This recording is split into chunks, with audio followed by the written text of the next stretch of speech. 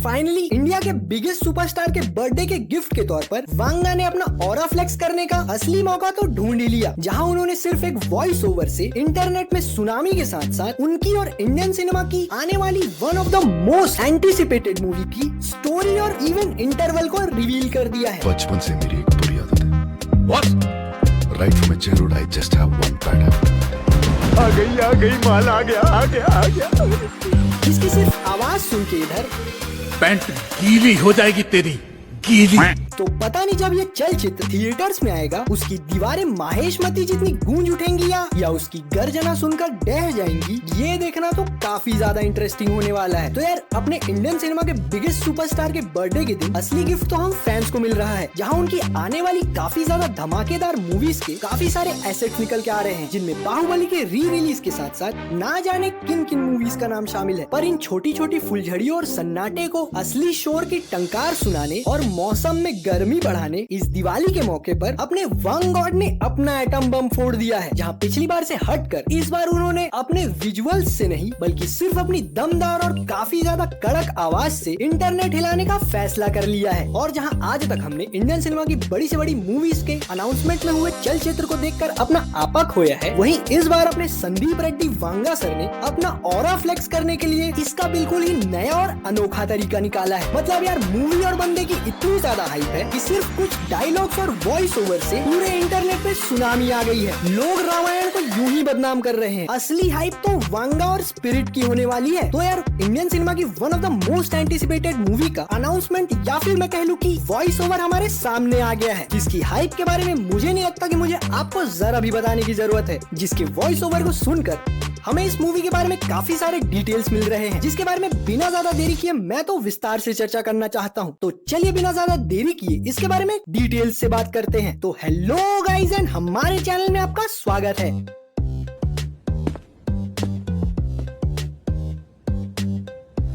तो यार अपने इंडियन सिनेमा के रेबल स्टार के बर्थडे पर उनकी आने वाली काफी ज्यादा धमाकेदार मूवीज की काफी सारे एसेट्स हमारे सामने आए हैं, जिनमें सबसे पहले तो उनकी और माइथ्री मूवी मेकर्स की मूवी फौजी का फाइनली टाइटल रिवील हो गया है, जिसके बाद इस लिस्ट में बाहुबली री रिलीज, कल्कि 2, राजा साहब और ना जाने कौन कौन से डायनासोर शामिल है। पर इन सबको इस धरती से मिटाने और अपने एटम बॉम्ब का असली ताकत दिखाने वांगा ने इंडियन सिनेमा की one of the most anticipated movie spirit को अनलीश कर दिया है और अपने काफी ज्यादा दमदार, कड़क और यूनिक अंदाज में इसे अनाउंस कर दिया है, जिसके अनाउंसमेंट या फिर मैं कह लूं कि वॉइस ओवर में इस मूवी के बारे में काफी सारे डिटेल्स मिल रही है। यहाँ यार इस वॉइस ओवर के शुरू होते ही आपको ब्लैक स्क्रीन के साथ कुछ डायलॉग्स और वांगा का वही जेनरेशनल म्यूजिक सुनाई देता है और आपकी धड़कनें बढ़ने लगती है कि इसके अंत में क्या हमें प्रभास का ग्लिम्स मिलने वाला है, जिसकी सिर्फ एक बैड हैबिट के बारे में हमें पता लगते लगते रह ही गया। पर मैं बता रहा हूँ यार, जिस दिन हम उस बैड हैबिट को अपनी आंखों से विटनेस करेंगे वो नजारा तो देखने लायक होगा। और जब पहली बार इसके म्यूजिक की धुन आपके कानों पे पड़ती है तभी आपको इंस्टेंटली ये अंदाजा लग जाता है कि इन गुम हो जाने वाले म्यूजिक के दौर में अपने वांग गॉड सिनेमा के साथ साथ उन चार्ट बस्टर सॉन्ग्स का दौर भी वापस लाने वाले हैं। मेरा मतलब है यार कि इसको सुनते ही आपको ये तो जरूरी समझ में आ जाता है इस फिल्म का साउंड ट्रैक भी एनिमल जितना ही गांड फाड़ होगा। इसके बाद हमको एक नॉक के साथ प्रकाश राज सर के कुछ डायलॉग सुनने को मिलते हैं। प्रभास के कैरेक्टर से पहली बार इंट्रोड्यूस हुए हैं और वो अपने किसी चेले चपाटी से उसके बारे में पूछते हुए यहाँ सुनाई पड़ रहे हैं, जिस कैरेक्टर यानी कि स्पिरिट के बारे में उन्होंने पहले से ही काफी कुछ सुन रखा है। और उनके वॉइस ओवर के मुताबिक मुझे तो नहीं लगता कि वो बंदा उन्हें कुछ खास ज्यादा पसंद है। जहाँ इस पूरे वॉइस ओवर को सुनकर इस स्टोरी का नैरेटिव काफी ज्यादा क्लियर हो जाता है, जिसके बारे में हम लोगों को ऑलरेडी पहले से काफी कुछ पता भी था कि इस फिल्म में अपने रेबल स्टार प्रभास एक सिंसियर कॉप का रोल निभाने वाले हैं। बट अब उसकी धुंधली पिक्चर पूरी तरह से क्लियर हो गई है और इस बात की कंफर्मेशन हमें इस वॉइस ओवर से मिल चुकी है कि इस फिल्म में वो एक आईएएस ऑफिसर का रोल निभाने वाले हैं, जो कि इस वॉइस ओवर के मुताबिक तो और अपने इन्हीं लोचे लफड़े और वांगा के तरह गरम मिजाज के कारण फिलहाल तो वो अपने प्रकाश राज के रिमांड के अंदर है। जिसके बाद अब इस वॉइस ओवर के डायलॉग्स के ऊपर गौर करते हुए विस्तार से इसके बारे में चर्चा करें तो ब्लैक स्क्रीन के साथ सबसे पहले हमारे कानों में पड़ने वाली सेंसेशनल धुन के बाद हमें एक दरवाजे का नॉक सुनाई देता है। हमारे प्रकाश राज सर अपने किसी एसोसिएट से हमारे प्रभास के बारे में पूछते हैं कि ये कौन है, जिस पर उनका वो एसोसिएट उनको जवाब देते हुए अपने प्रभास चीचा के कैरेक्टर यानी कि स्पिरिट को उस जेल या सुधार गृह जैसी जगह पर एक नया एंट्री बताता है। अब यार ये बात तो यहाँ पर कंफर्म नहीं है कि अपने प्रभास चीचा का कैरेक्टर ऐसी कौन सी जगह पर फंसा हुआ है जहाँ उसे अपने प्रकाश राज सर के रिमांड के अंदर रहना पड़ रहा है, पर मेरे हिसाब से तो वो मोस्ट जेल या फिर सुधार गृह हो सकता है जहाँ पर वो अपने लफड़े और लोचे में उलझने के बाद यहाँ पर अपना प्रोबेशन पीरियड पूरा करने आया है। और साथ ही इस वॉइस ओवर से हमें प्रभास के कैरेक्टर के बारे में ये पता चलता है कि वो ऑलरेडी एक वेल स्टैब्लिश्ड और वांगा की तरह काफी ज्यादा एंग्री और फियर्स आईएएस ऑफिसर है, जिसके इसी गरम मिजाज और तेवर की वजह से वो ऑलरेडी एक बार टर्मिनेट भी हो चुका है और फिर से दोबारा इसी तेवर की वजह से किसी लोचे लफड़े में फंसकर इस बार सीधा प्रकाश राज की झोली में आ गिरा है। जिसके बाद हमें यहाँ प्रकाश राज का डायलॉग सुनने को मिलता है जिसमें वो अपने इसी एसोसिएट को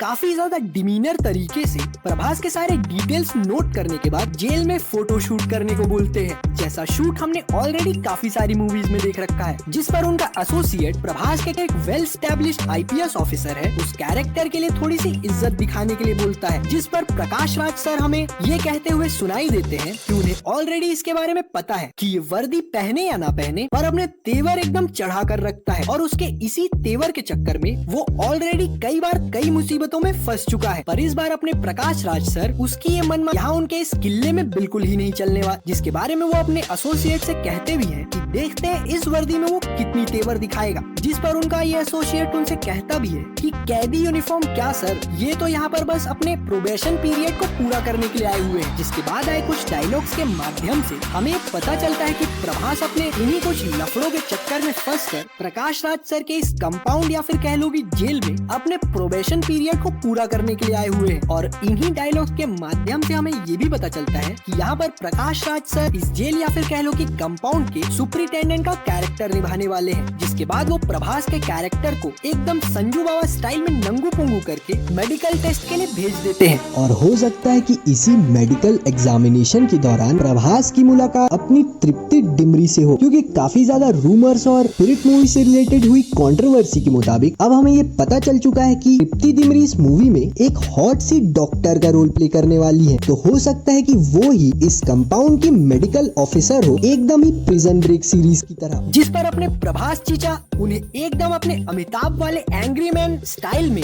जवाब देते हुए कहते हैं कि उनकी बचपन से सिर्फ एक ही बैड हैबिट है। और यहीं पर ये वॉइस ओवर समाप्त हो जाता है और अपने पीछे सिर्फ एंटीसिपेशन और काफी ज्यादा हाइप छोड़ जाता है। इस वॉइस ओवर को सुनने के बाद मैं अपने घर की मीमर मेरा मतलब है कि रिव्यूअर का दिमाग का पूरी तरह से इस्तेमाल करते हुए इसे निचोड़ कर तुम्हारे सामने रखूं, तो मुझे इसे देखकर इसमें सबसे पहले तो ये बात समझ में आई कि वांगा के सारे कैरेक्टर्स अपने अपने रेस्पेक्टिव फील्ड्स में एकदम गॉड लेवल ऑरा रखने के साथ साथ उनके एकेडमिक्स में भी टॉप किया करते हैं। मतलब कि यार जैसे कि कबीर सिंह के बारे में तुमको पता है कि वो अपने मेडिकल प्रोफेशनल फील्ड में ऑलरेडी एक टॉपर था और यहाँ पर भी वो चीज हमें सुनने को मिलती है। एंड सिमिलरली ऐसा ही हमें एनिमल मूवी के अंदर पता चलता है कि रणविजय का कैरेक्टर एक काफी ऊंचे दर्जे का एयरक्राफ्ट इंजीनियर होता है, जिसकी शक्तियों के बारे में हम ऑलरेडी काफी अच्छी तरीके से वाकिफ हैं, जिसमें इस कहानी में आगे चलकर उसका सामना डॉन ली जैसे गॉडजिला से होगा। और बात अगर कहानी की हो ही रही है तो वांगा साहब की बाकी सारे फिल्मों की ही तरह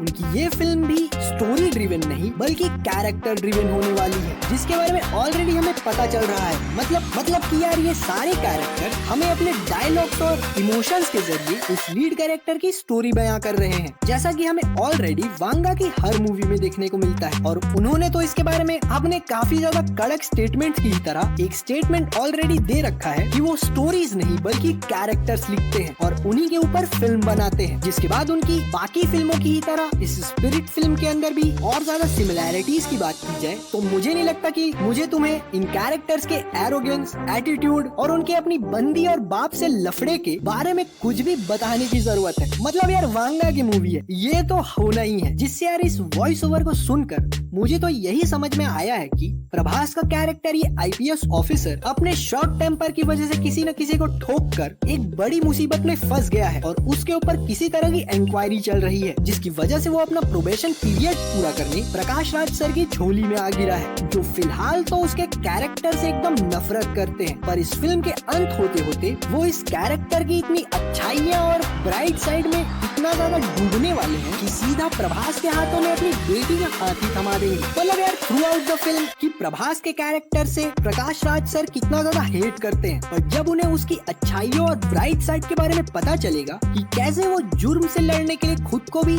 सैक्रिफाइस करने के लिए एकदम रेडी है, तब वो उसके मुरीद हो जाएंगे और उसका गुणगान गाने लगेंगे। और अभी इतना ही काफी नहीं था कि अपनी इंटरनेट की शक्तियों की माने तो हम सबको ऑलरेडी ये बात पता है, ग्लोबल आइकॉन डॉन ली का भी एसोसिएशन देखने को मिल सकता है। और यार मैं सच बता रहा हूँ, अगर ऐसा हो गया ना तो रामायण का 4000 करोड़ का बजट इसके सामने धरा का धरा ही रह जाएगा, और हो सकता है कि उसके बाद वो प्रभास की टीम को भी ज्वाइन कर ले और उसका साथ दे डॉन ली जैसे गुंडे के साम्राज्य को खत्म करने में। क्योंकि आपको ये बात पता चल जाती है कि मूवी कितनी ज्यादा बड़ी ब्लॉकबस्टर होने वाली है, जब उसकी हाइप से इंटरनेट उड़ाने के लिए सिर्फ एक वॉइस ओवर ही काफी है। और भाई पिछले बार की तरह अपने वांगा साहब इस बार एक सिनेमैटिक यूनिवर्स बनाने से चूकने नहीं वाले। और जैसा कि आपको पता है कि पिछली बार एनिमल में हमें अपने एंग्री डॉक्टर यानी कबीर सिंह का कैमियो मिलते मिलते रह ही गया, क्योंकि अपने मिस्टर वांगा साहब के हिसाब से वो कैमियो उस फिल्म के एब्सोल्यूट सिनेमा में थोड़ी बाधा डाल रहा था। पर इस बार वो ऐसा बिल्कुल भी नहीं करने वाले। और मार्केट में चल रहे काफी ज्यादा तगड़े रूमर्स की माने तो अपने वांगा साहेब प्रभास चीचा की इस स्पिरिट मूवी के साथ अपना ही एक कॉप यूनिवर्स बनाने वाले हैं। तो गया बेटे। मतलब यार इस बात से तुम अंदाजा लगा सकते हो कि बंदे का ऑरा कितना ज्यादा हाई है। जहां अपने इंडियन सिनेमा में लोग भागा दौड़ी मचा रहे हैं अपने सिनेमैटिक यूनिवर्स को किसी भी तरीके से चलाने के लिए, वहीं बंदा एब्सोल्यूट सिनेमा दिखाने के लिए सिनेमैटिक यूनिवर्स को लॉलीपॉप दिखा रहा है। मतलब यार मुझे नहीं पता कि तुम लोग को ये बात समझ में आ रही है कि नहीं। संदीप रेड्डी वांगा, प्रभास और डॉन ली जैसा ग्लोबल आइकॉन, वो भी एक कॉप सिनेमैटिक यूनिवर्स में। भाई ऑलरेडी इंडियन सिनेमा के सिनेमैटिक यूनिवर्सेस की हालत यहाँ की डेमोक्रेसी की तरह चल रही है, तो जब वांगा अपने सिनेमैटिक यूनिवर्स के साथ आएंगे तो उनका तो बनता ही धार हो जाएगा। बाकी एक वांगा सिनेमैटिक यूनिवर्स अपने आप में ही कितना क्रेजी होने वाला है, मुझे इसके बारे में तुम्हें जरा भी बताने की जरूरत नहीं है। तो इसमें तो हमें इस मूवी से रिलेटेड कोई भी ग्लिम्स देखने को नहीं मिलता, पर एक्चुअल में इन वॉइस ओवर्स और इन डायलॉग्स को सुनकर हमें ऑलरेडी इस मूवी के बारे में काफी सारी जानकारियाँ मिल जाती है। लगता है वांगा बड़े बड़े लोगों का करियर खाने के बाद मूवी रिव्यूअर्स और फिल्म एंथुसियास्ट का भी करियर खाने वाला है। मतलब यार ये तो गलत बात है ना।